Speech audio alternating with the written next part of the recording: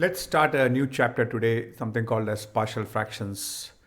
And like always, before jumping into this topic straight, I would like to take a step back and give us some orientation and set the context of what the topic is all about and some of the terms and terminologies that we might have done in our elementary school, but it does not hurt to do a quick refresher on that one.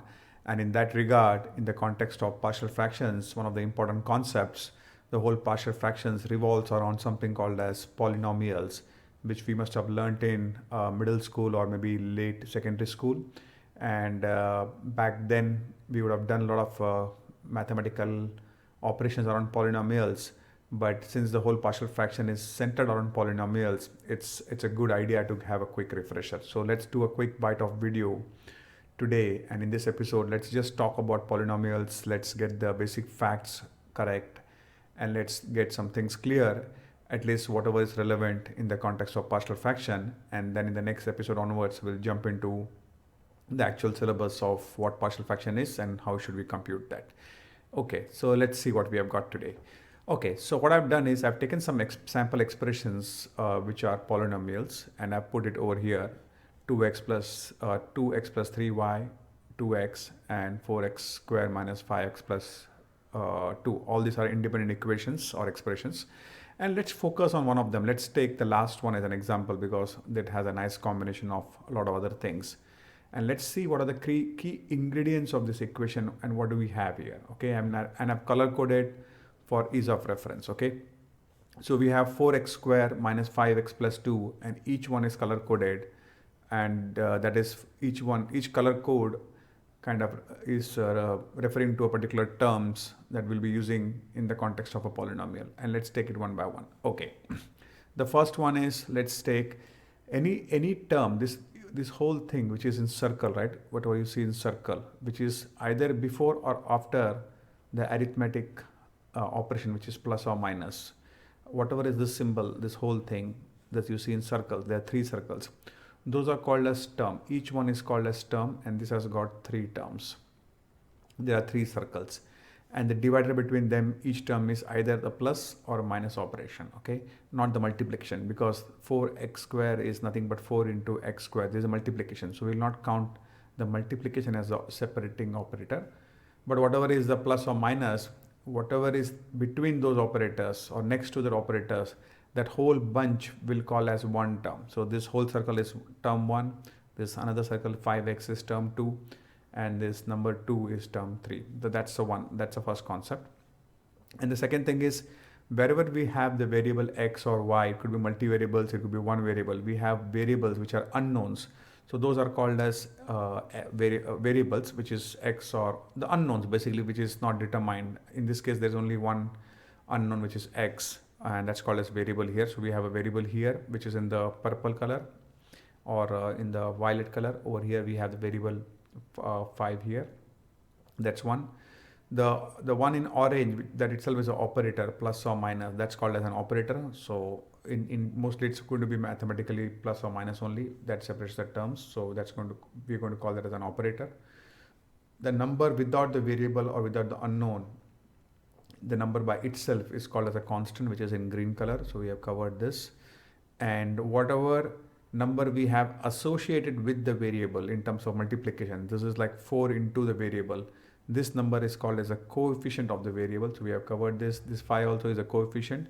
So whatever you see in this blue color, that's a coefficient. We have covered that.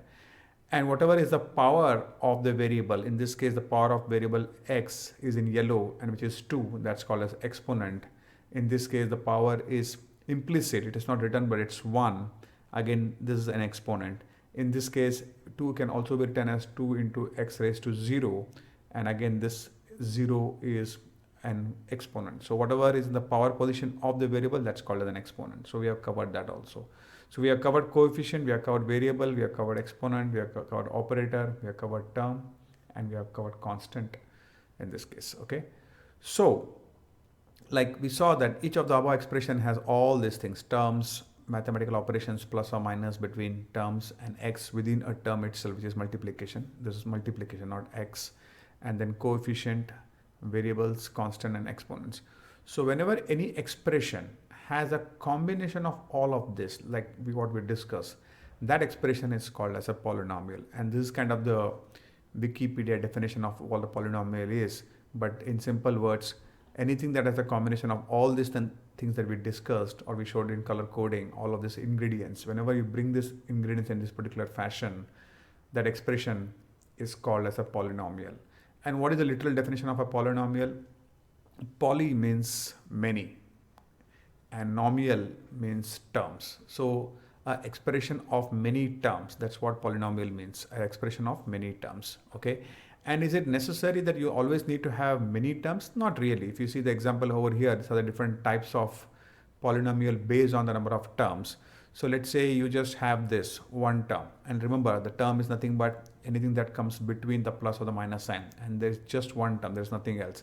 So in this case it becomes monomial, where it's just one term over here. If you see the next one, that's a binomial, and like the name suggests, there are two terms. This is a plus operator.